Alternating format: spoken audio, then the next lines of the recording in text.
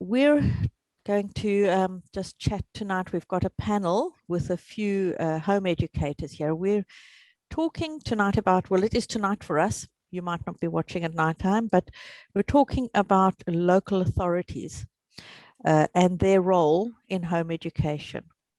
A lot of home educators around the country have issues with their local authorities, and we are thankful for the local authorities where there aren't issues. But if you are in one of the local authorities where we find there's an overstepping and just not operating properly according to the guidelines, that you need to know how to handle it. What do you do? So what I'm going to do is I'm going to ask these ladies to introduce themselves, and we're going to have a conversation about how we keep our local authorities accountable. So Rahel. Hi, I'm Rachel. I'm a home educator from Portsmouth. Vicky. Hello, I'm Vicky. I'm a home educator from Portsmouth. I've been home educating for nearly 5 years. Okay, Sally. Hi, I'm Sally. I'm also a home educator from Portsmouth. And then we have Marita. Hi, I'm Marita, and I'm also a home educator, but I'm from Bromley and I was in Kent. Okay, great. So what we're going to start by discussing, and I'm just going to ask you, to come in wherever you feel you would like to. We're talking about what are the kinds of situations that would warrant a complaint from you as a home educator. So when is it, what are the kinds of things that might happen where you feel you need to follow it up? Who would like to answer that one first?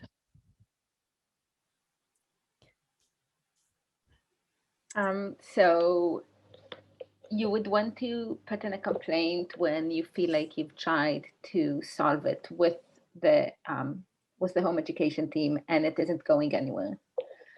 And it can be really for anything. A complaint is just one of the ways to keep local authorities accountable. The other one is through talking to politicians. A lot of people know already that they can talk to the MP or to the councillors, but there are also more formal ways of keeping them accountable, and that all of those ways go through the complaints process. What are some of the things that that you've come across or heard about that are issues with local authorities? Demanding evidence in a specific format, for example. Yeah.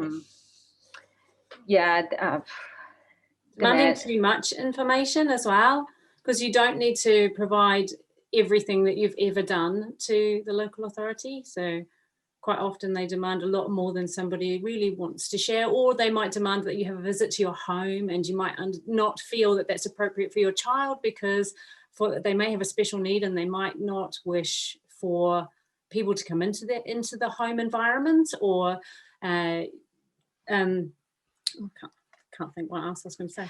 Well, the guidelines basically says the parent can supply evidence, and it lists different ways, but it actually is for the parent to choose how they do that.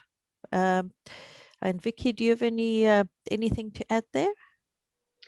Absolutely what you said. Also, things like if their home education policy hasn't been updated. Obviously, there was a big national update in April 2019, and we found in our local authority that it hadn't been updated even a year after the national guidelines have been updated. So check that it's been updated following that, and check that the policy is kind of clear and it's available to you. Any of those things you can complain about. Yes.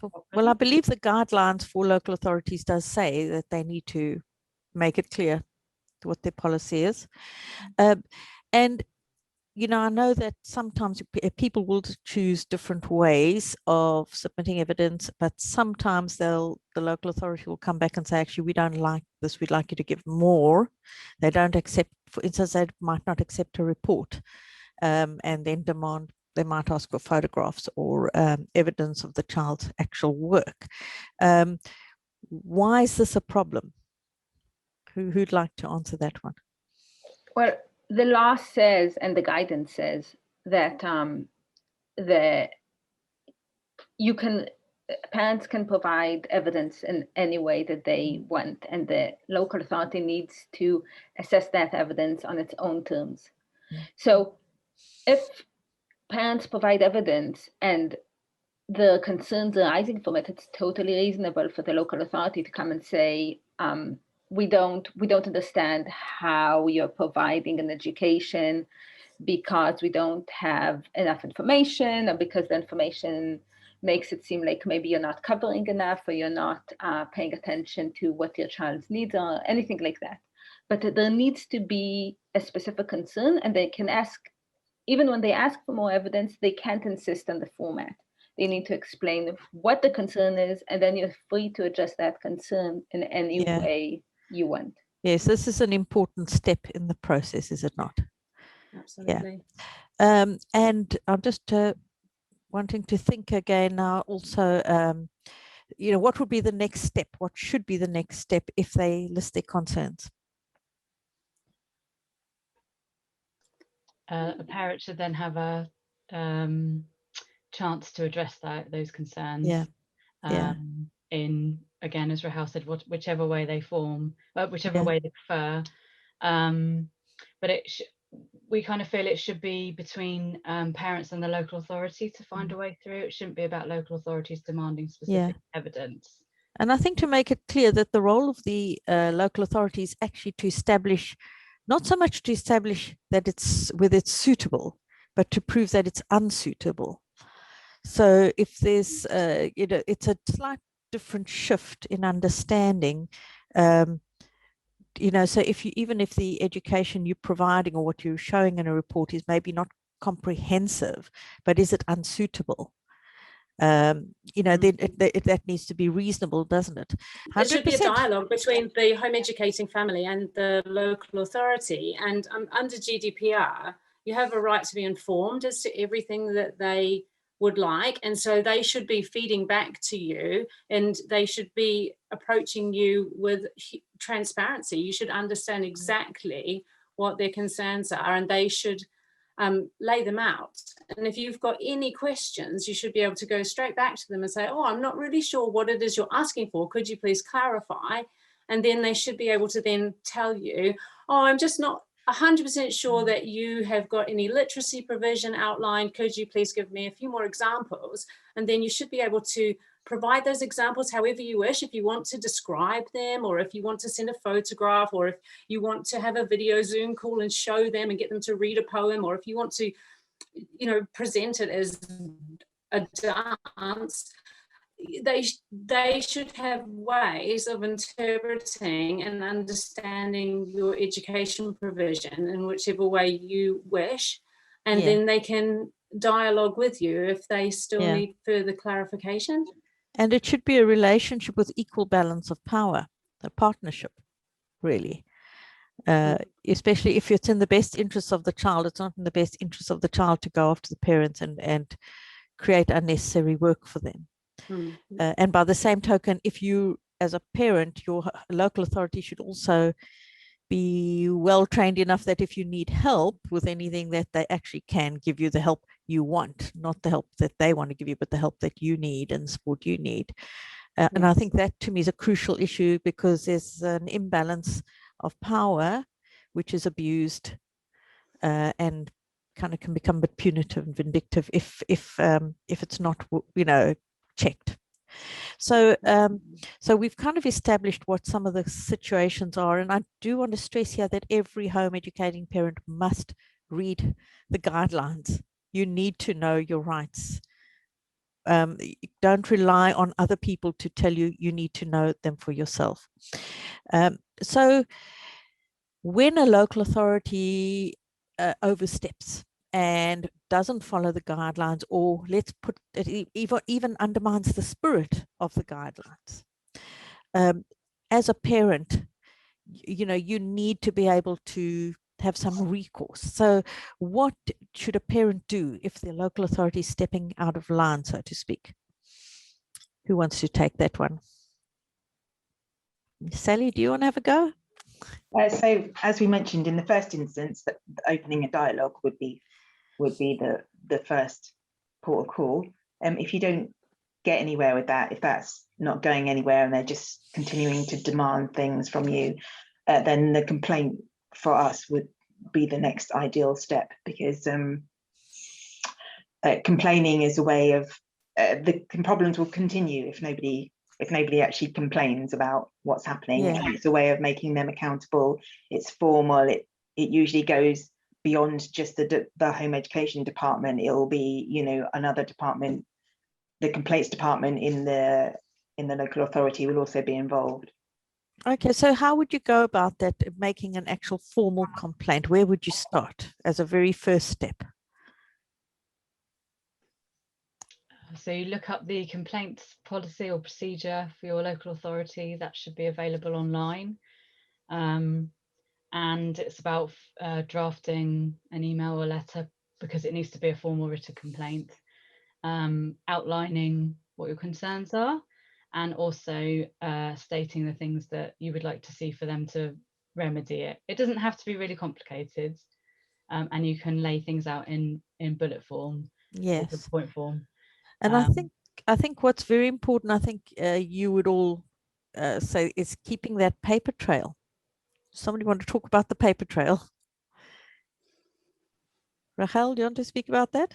Yes, when you start, no matter what you get from the local authority, you need to keep it. Don't throw it away if you think you might be moving or you're not sure, you know, about your paperwork. Maybe take photos of everything. If it's starting to be a lot, you can start making a timeline and keeping it in some kind of an organized way, so you can have an overview of what's been going on. These things are very, very useful when you get to later stages of complaints and of what follows after them. And it's really, really important to keep everything in writing. So even if something happens that's not in writing, for example, you have a phone call, maybe you chose it, or maybe they called you out of the blue, maybe you got doorstepped, write it down immediately afterwards. Keep it logged somewhere, make sure, because if you write it immediately, you'll remember it much better. If you agreed to something, or if you were told something that you weren't told in writing, write back an email and say, following your visit, I want to confirm that you stated that. Have that in writing. Make sure it appears on record. Yes, good. So that would then, as you're going through each step, you're building up, you know, you're keeping a track and a record. You know, I think one of the things is it's important to make a complaint, because especially if a staff member is not adhering to the policy, it may be that it's not known. It's that those in a supervisory position may be unaware, and they have then an opportunity to correct it, and once again an opportunity to open up that dialogue and try and set things right. So do you think you know, it's important to belong to like a group in this instance to be able to talk to others? What would you recommend? Marita, you want to take that one?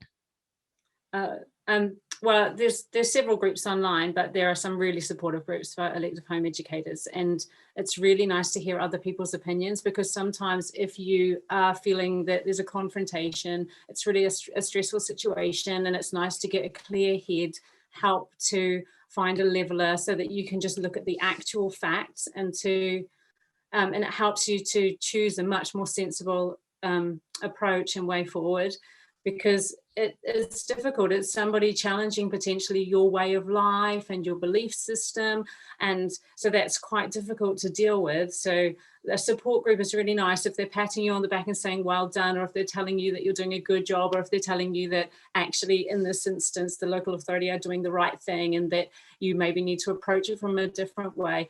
Or they can give you they can answer all your questions really, because there's nothing new under the sun. People have already experienced the things that you're experiencing in just about all situations, and so then they will be able to advise you, and there are even specialists who really do step up and help, and they can help you to know what to put into letters and to structure complaints. I mean, I had so much help initially, and I wouldn't have complained had I not had support, because I didn't really know what I was doing, and it set me on the path where I then read so much information and now I quite enjoy helping other people, because you understand how stressful it is, and when you're not under that stress, you can then give back a little bit as well. So there really are people who want to help you and will support you. So being on a group is a great idea. Yes, and I think particularly in your own community, if you're under the same local authority, and you can actually kind of hear from others if they're having the same experience as yourself, right? Yeah. That's probably like a rhetorical question, but yeah, I think it is. You need support, and if you don't belong to your local group, I would say it's important, go and join your local group to find out what your local authority is like, or what you can expect, and that kind of thing, just to help you. But this is something, why is it important though, when you have a local authority, stepping out of line, why would you say it's important to make that complaint? Why not just send everything in that they're asking for? Who wants to answer that one? Rachel, you want to have a go? Well, you might not have what they're asking for. For example, if they demand dated and marked work, and you're an autonomous educator, it might be totally irrelevant to the education you're providing. You might not want to give it to them, or your child might not want to send it to them. Your child has a right to privacy. Your child has a right to their own work, and the local authority doesn't have an automatic right to see it. They're supposed to make sure that you're not neglecting them and to assess your provision, not the work of the child. So they don't automatically have rights that override the child's rights. You might not want to give them the information. You might not want to give them photos of your children. A lot of local authorities demand that. Or you might just want to present the information in a way that makes sense to your provision. And that's enough of a good reason. Yes. Yes, and I think also sometimes there are children that have come out of a school environment where they were not receiving a suitable education, or they were emotionally not in a position to actually learn anything, and they're possibly coming out of that school environment and almost needing to recover from a difficult situation. And so it's not always immediately possible to say, this is what we're doing. You can try as a parent, you can put things in your child's path, but it's taking the whole picture into account of the child. And also, that children learn in different ways, so it's not going to look the same. So if they're looking for, your local authority is looking for a very specific form of education, that the law doesn't actually say that's necessary.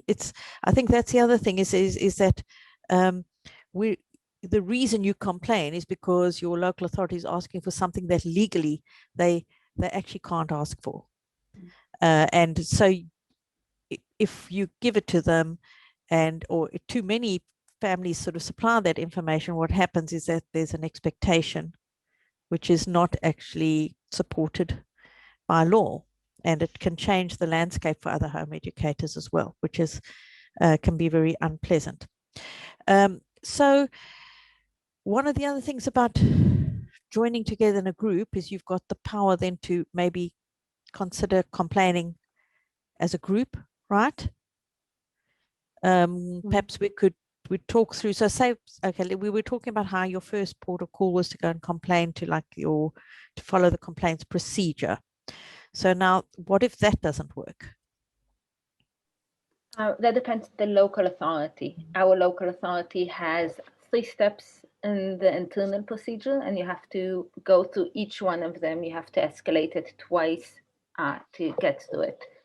But other local authorities have 2 steps, or even just a single step. We've heard of one local authority that only has 1. So you have to follow the internal procedure. It really helps to, like Vicky said before, to make sure that when you write your complaint, you have very clear outcomes that you want to see, because you can't escalate it if there's nothing clear that hasn't happened, right? If you Yes, just said, yes. oh, this was wrong, and they said okay or not okay, then that's it. You have to have something, you have to have a goal or a few goals, and then you can escalate if the outcomes haven't been achieved. And after you've escalated through the internal procedures, there are 3 external ways to have accountability that I know of.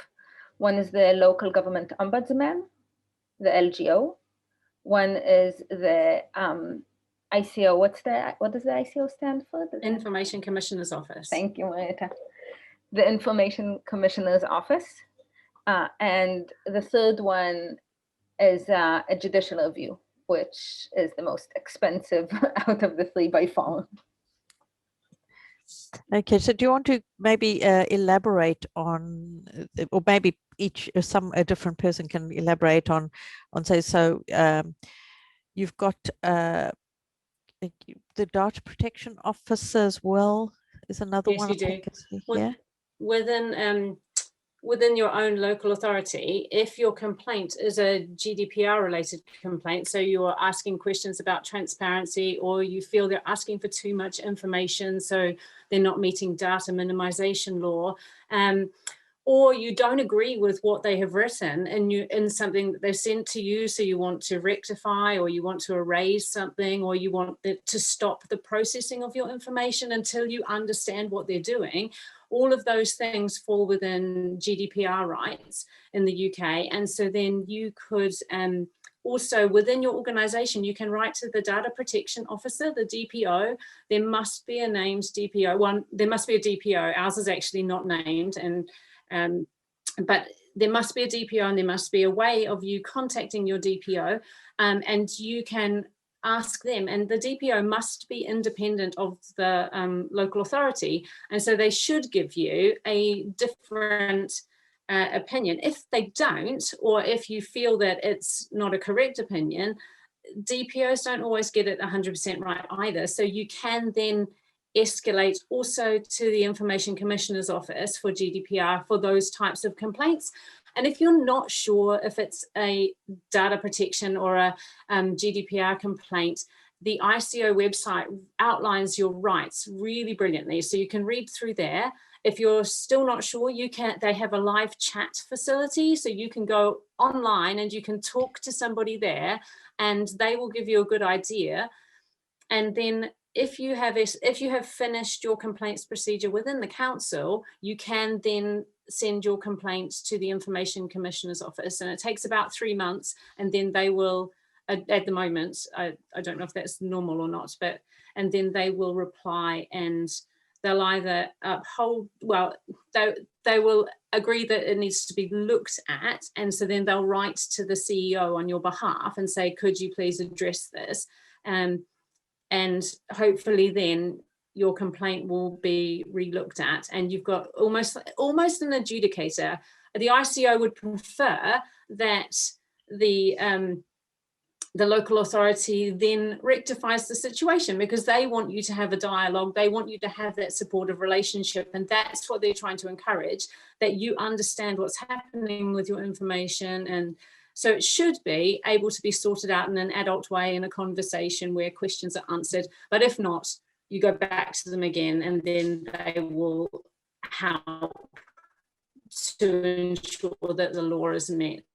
Yes, I'm glad you explained, because it is our right to have advice. Our information very carefully handled. And I think that's something that is often overlooked when it comes to children and that kind of thing. It's kind of like anything goes in the name of safeguarding or whatever, regardless of whether it's applicable to the situation or not. So the local government ombudsman, what do they do? Rachel, I think you're kind of the expert on all of these almost. Okay, you're pointing to somebody that's not on my side. I think Vicky can talk more about the local government ombudsman. She's further along with them. Yeah. A little Well, bit. tell us what you do know. It's more than I know, I'm sure. Well, it's similar to the ICO, but the in terms of kind of how it works. But the LGO look at local policy in your local authority, and they look at whether your local authority is following their policy. They don't intervene about whether that policy is lawful or not. That's where a judicial review might potentially come in. But they will they'll consider, in a similar way to the ICO, whether policy has been followed correctly. And again, it's a similar timeline. You need to send them information, and then they will assign you with a caseworker, and then they'll consider that information. And it's about 3 months again. And is that more to do with what the policy would reflect on the website? Yeah, so going back to the sort of presence of a specific home education policy, whether and if they had the incorrect policy on the website, then that's down to a judicial review, because the LGO won't challenge that. They just base it based on what the local authority has published and has available. Yes, I have heard that some local authorities quickly go and change it when it's challenged. So but that's an interesting one. I think it's well worth considering. Do we want to talk a little bit about the judicial review process at all? Who wants to? Rachel, you're going to take that one? Yeah, I think we should. The judicial review process is where you go when you have a question of principle about the lawfulness of a policy, and it's expensive and it's long and it's not easy. So you don't do it unless you really, really have to. You try. Well, you've tried everything else and it's not working. Yeah. And as many people know, we have one going right now, and we have a very good team. But you really need, you need a strong team of solicitors. The other two approaches you do on your own, and it doesn't cost anything. Yeah. But this is a judicial review is really a community effort. Yes, and what are the steps for from that of in respect to judicial review? Okay, so a judicial review can be brought only on something that happened within the last 3 months. So it's very, very time sensitive, and a lot of the judicial reviews fail because they don't fulfill that.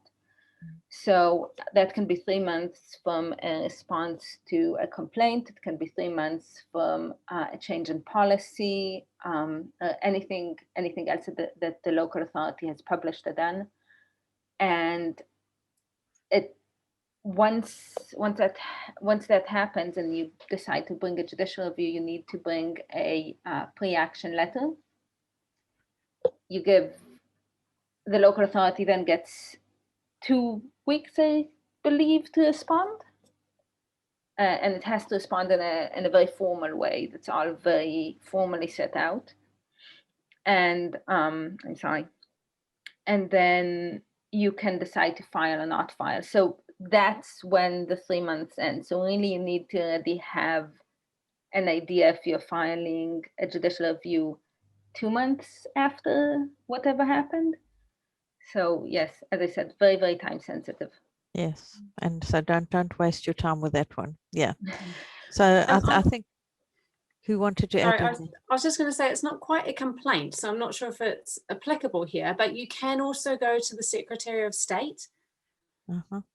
So if you have been issued an S437 notice to satisfy, and that means that then you do have a duty to supply evidence to your local authority, and they don't accept your education as suitable, they might issue with a school attendance order. At that point, you can go to the Secretary of State and you can ask for the Secretary of State to revoke your school attendance order, and you lay out your reasons for why you don't believe you should have been given a school attendance order.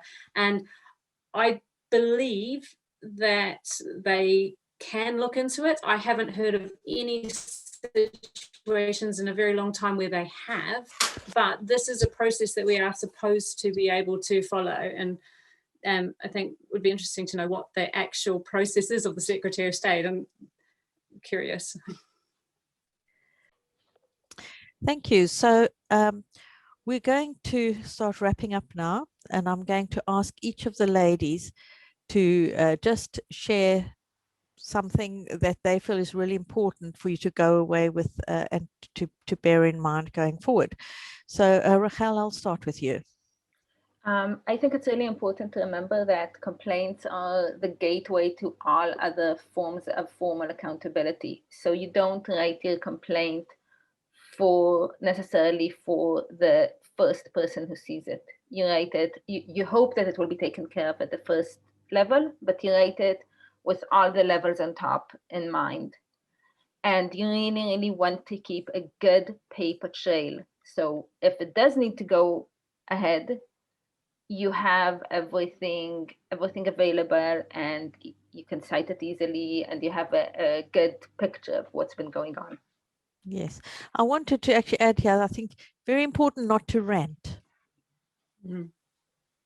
Yes, it's very important, and that's where it's really helpful to have someone else have a look at your complaint before you send it in, and try not to write it the same day of whatever event takes place.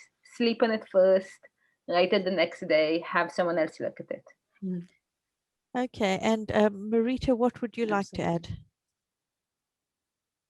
I think it's really important to take time to know your rights. So I think it's really important to read the guidance. It's really important to read the guidance to the local authority and the guidance to parents, because they're slightly different in their approach. And I think it's really important to read your ICO rights as well, because all of what they're doing falls just about under GDPR, because they are dealing with your information. So I think reading that will help you a lot, and it's really user-friendly. And I think, yeah, keep it factual, try and take all emotion out of your complaint. I find it really easy to write my complaint by cutting and pasting from the guidance, because then you've just got the fact and then a quote from what they have actually said to you and a date. And I think that that's a really effective way of showing and backing up what you are trying to put forward, rather than getting very emotional in what you're trying to say. Thank you. And Vicky, what would be your thought you'd like to leave everyone with? Just that it probably shouldn't be down to any individual family to keep local authorities accountable. We can be a really strong community together, and the more we support each other, the more of us complain or get in touch with our local authority, kind of the louder our voice becomes. And I think that's really important. Yes. And Sally, what would you like to add?